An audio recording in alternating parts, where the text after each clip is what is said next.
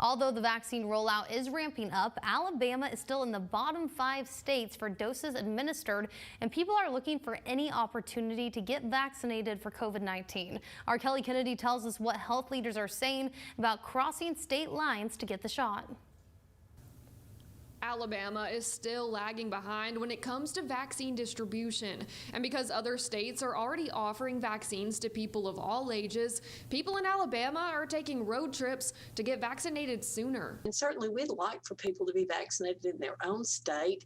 We have people coming from other states to Alabama as well, so people do continue to cross state lines. While there are no rules that say you cannot cross state lines to get the vaccine, Dr. Karen Landers with ADPH says it can create problems for you down the road. Occasionally, if people cross state lines and then go back, sometimes they're not able to get their second dose. And we have had to make some adjustments in our own situation to be able to get those persons their second dose here in Alabama. Dr. Landers says the state is steadily getting more vaccine and bringing on more federal providers. That's through the federal pharmacy retail program, but of course, once they're here in the state, that just adds to our vaccine supplies. While demand still outweighs supply, Dr. Landers says Alabama is actually doing very well in one area many other states aren't.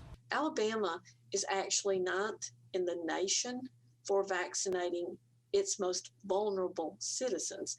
So again, we had an allocation plan. We followed it throughout. If you're eligible to get the vaccine, you can make an appointment with the Alabama Department of Health online. For more information, visit rocketcitynow.com. Putting the Valley first, Kelly Kennedy, WZDX News.